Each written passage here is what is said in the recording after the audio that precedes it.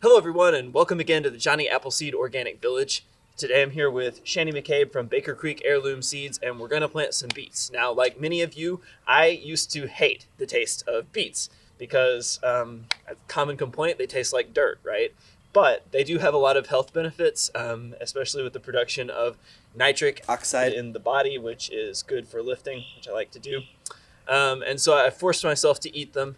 And Shannie's going to explain, I think, a little bit of why they taste that way and also why they're so good for us. Right. Beets do have that earthy flavor. That's one way of putting it. Well, it's especially compounded when they're put into a can and served soggy cold out of the can. That's the worst way to eat them. Roasting them is best. That funky flavor is caused by a chemical compound naturally occurring that's called geosmin. And it's actually also present in actual dirt. So the smell of dirt is because it actually has one of the same chemical compounds, and it's called geosmin. But beets are incredibly good for you when prepared properly. They're delicious, and most importantly, they're super easy to grow. And that's what we're here to do today. This is the next in our series of Planting 101 videos, where we're going to start them in the spring, which is what time of year it is now, and then track it all the way through till harvest, and then hopefully cooking something that doesn't taste like dirt. So with that being said, I think we're ready to get started. Okay, great. So number one, before you start thinking about planting beets, if you are super averse to the flavor of beets, you might try a different variety than the standard purple.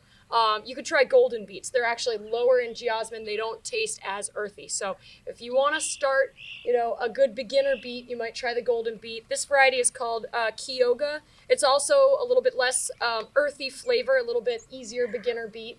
This one also has exceptionally good beet greens, those tops, because those are edible. They're just like spinach or Swiss chard. So first we choose our variety. The next step is timing. Beet seeds actually are fairly cold tolerant, so you can plant them out before your last frost date.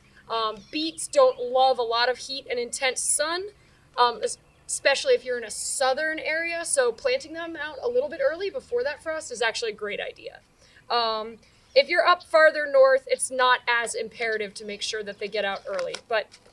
So you want to direct sow beets. They can be started in trays and transplanted out into the garden. That's a possibility too, but we're going to direct seed today. One thing that's great about beets is they're a compact plant and they're pretty versatile as in where they could grow. So we can grow them in the field, in the farm, or we can grow them right here in a little pot on our patio. So today we're going to do a container planting of beets. And I think you should observe what a beet seed looks like. Is this the first time you've seen a beet seed? It is. I actually didn't know that beets could be grown from seeds. I thought they were like other root vegetables where you just sort of had the root, and that was also, how you propagated it. So I didn't know there was such a thing as beet seeds. Absolutely. Beets are grown from seed. Yes, absolutely. So check out one of these seeds and let me know what you think. Interesting. They're really funky looking, right? They look like these little fused together capsules, and indeed, one single beet seed is actually several seeds fused together. So when we plant them, we're going to put them 2 inches apart in the soil, but as they sprout, you're going to notice that you're getting way more sproutlings than you planted, and that's because there are several seeds fused together. So later on, you're going to come through and you're going to thin them.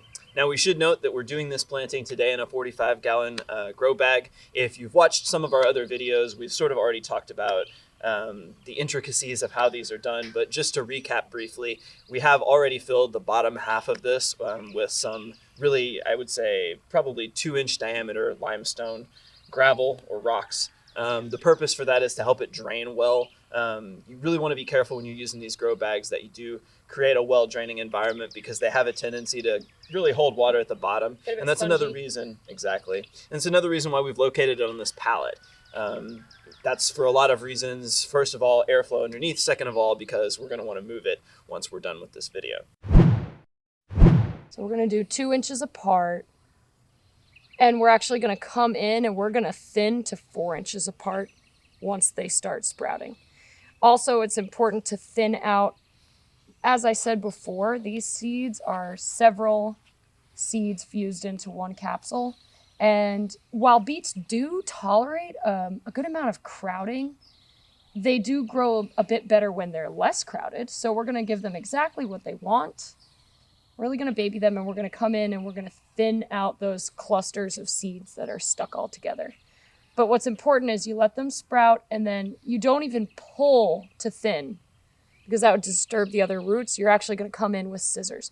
But we're probably going to demonstrate that in our next video. So we won't worry too much about that. I'm having fun planting these in concentric rings. You can, of course, plant them in rows, but like I said, make sure to get them 1-2 inches apart, and then thin to 3 or 4 inches apart. That way they've got some room to grow. Their shoulders aren't bumping up against each other. Some people do like to grow them super close, and that's fine. I've just found that when they have a little bit more space, they can get to be really, really large. You can also choose to harvest your beets at various sizes: baby, medium, and super large. A few extra notes about what beets like. Beets do like fairly rich soil. They love consistent moisture. We're not going to keep them soaking wet, but giving them consistent moisture so they don't dry out between waterings is nice. Consistent moisture, rich soil. They like full to partial sun. They are one of the more shade-tolerant vegetables, especially when you're growing super far down south and you've got really hot summers. They will tolerate a bit more shade than some other vegetables that really like sun. Medium shade tolerant, love rich soil. They like consistent moisture, but they are overall a fairly easy to grow crop. And don't forget to thin them out so that they get a bit more space, and eat those greens. You can eat those thinnings. They're actually really delicious. All right, everyone, I hope you enjoyed this video on starting your beets in spring. Again, check back with us as the season continues, because we're going to do a whole series of these leading up all the way to harvest, and indeed cooking a dish with our beets. If you enjoyed this video, I hope you'll subscribe to the Johnny Appleseed Organic YouTube page, as well as check us out on Instagram. And then check out Baker Creek Seeds. We're Baker Creek Heirloom Seeds on Facebook. We're on Twitter. We're on Instagram. And then we have a YouTube channel called Rare Seeds. Thanks again. See you guys next time.